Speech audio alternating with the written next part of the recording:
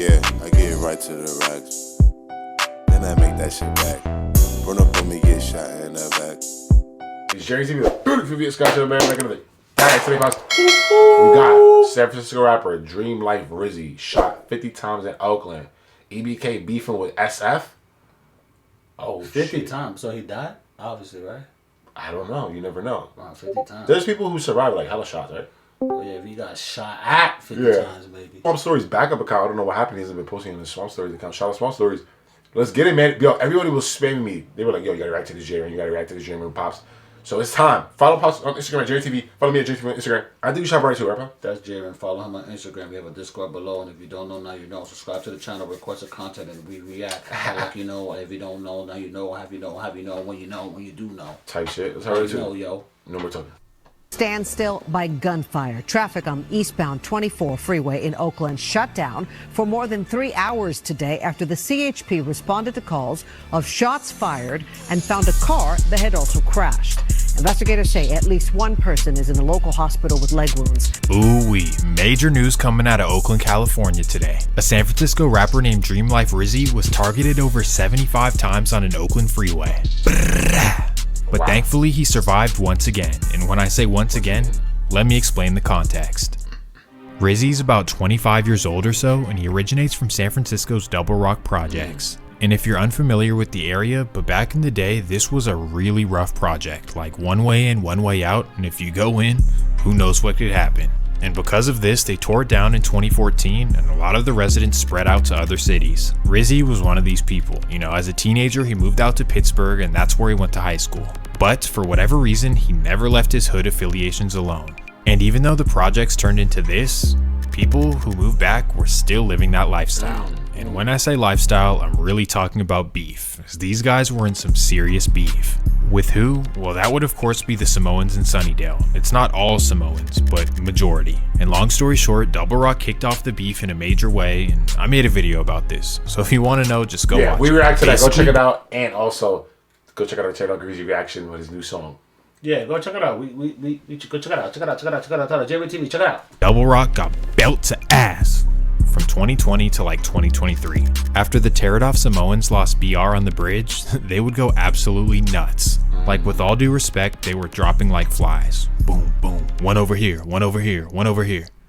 But RIZZY is like the last guy he's not the last guy standing, but he's the only active guy standing. Like, when the losses started piling up, basically all of his friends moved out of California. Yeah. I'm really not kidding. If you're from San Francisco, you know. RIZZY basically became a one-man soldier going against like this giant army. And because of this, this recent incident is not the first time he got shot at. In fact, a couple of years ago while he was sitting in his car at a Pittsburgh gas station, they absolutely lit it up.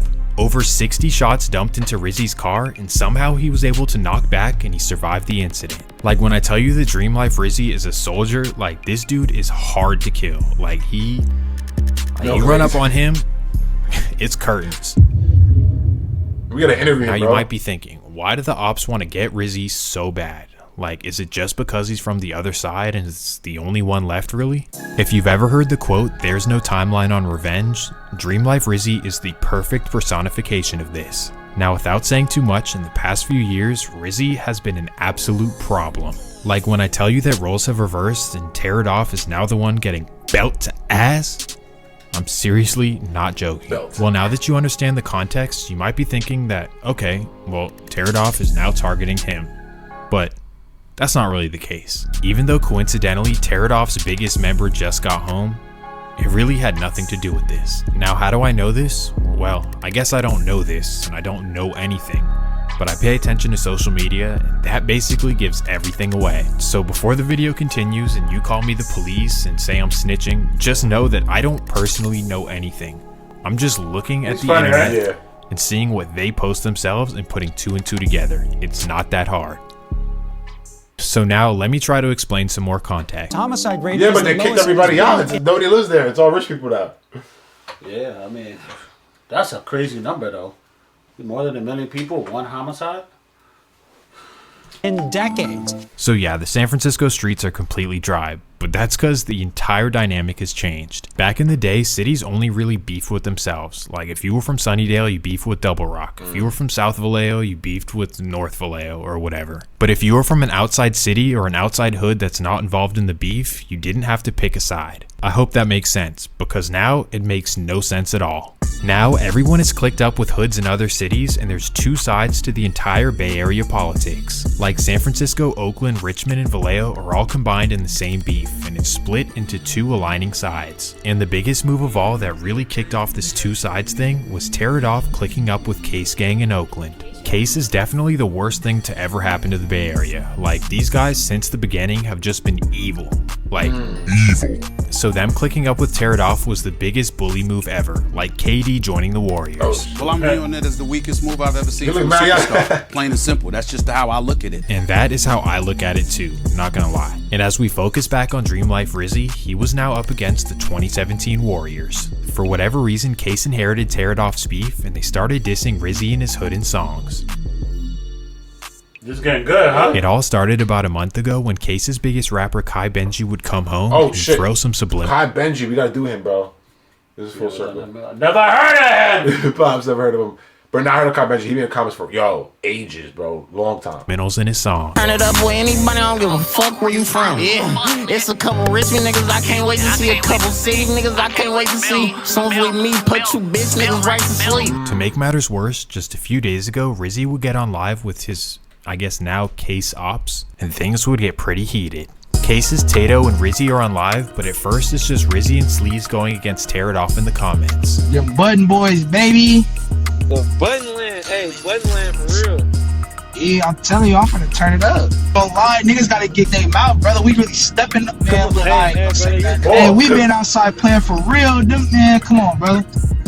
Man, come on, man. Who really want in? You wasn't doing nothing to them fives did something. Fall back, brother. Talking about you finna be history, nigga. Step in, nigga. Hurry up. Do it fast. You know. Hey, look. Hey, look. I'm not sure. Hey, look. Wait. I really shut it down though. Pause. You see, I got my son training there, right? Yo, who that with the green hoodie on? I'm not sure. I don't even see a green hoodie.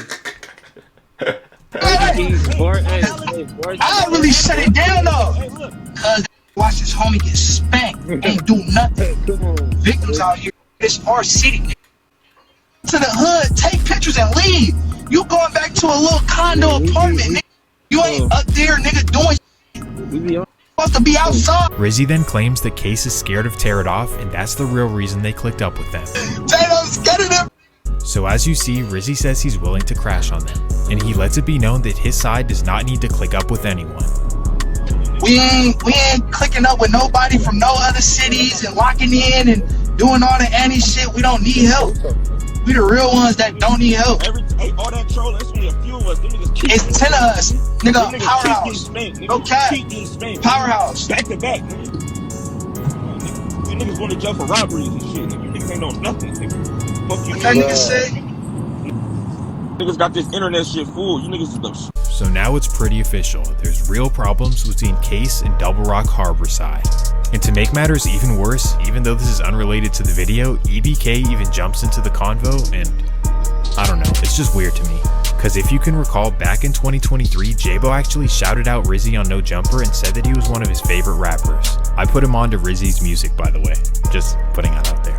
So obviously after hearing this, RIZZY was like, oh, when J-Bo comes home from jail, we're gonna work together and we're probably gonna kick it, right? But now that EBK is clicked up with Case, and is also recently clicked up with Tear It Off, at least visually, that put all the linking up and doing music with RIZZY to bed. Even being cool, they're not cool anymore. Which to me makes no sense, because if you're truly EBK, then you shouldn't align with any other city's politics. You should mess with who you want to mess with, because you're EBK. You're not, I'm gonna be political and choose this side of that beef, you know? But either way, Lebo and RIZZY kind of get into it. It was supposed to be way different, big. Ooh-wee. So as you can see, the politics are getting crazy. And on February 25th, while sliding through Oakland, it would all catch up to RIZZY. Brought to a standstill by gunfire. Traffic on eastbound 24 freeway in Oakland shut down for more than 3 hours today after the CHP responded to calls of shots fired and found a car that had also crashed. Investigators say at least one person is in a local hospital with leg wounds.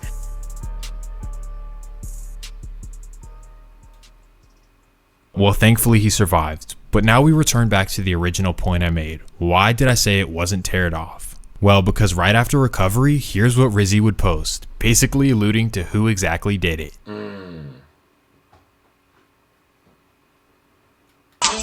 If you posing they pick, you gon' die too. Back door open, so I got the K in the booth. Expect a few niggas, I ain't gon' lie, freak those. Before Nelly whipped out, I was already shooting. My niggas creep up with one eye and catch the beat. Bezel whipped out and got racked right to sleep. So if this is actually true that Case targeted RIZZY, things are about to get crazy. I mean, I hope they don't. I hope that everything is peaceful. But my goodness. Things can easily go left from here and Oakland might explode with violence. Well, now that you guys understand the alleged context, I hope you enjoyed the video. And I plan on doing these kind of like news type videos every once in a while on this channel. So please subscribe. TV, if you're a Scottish channel, shout out to Slow Stories. He's out of here, man. Peace. And I know how I get, so I gotta stay low, not move my knot. I don't trust no nigga, I don't trust no man, ain't no friends, everybody get shot. You never know.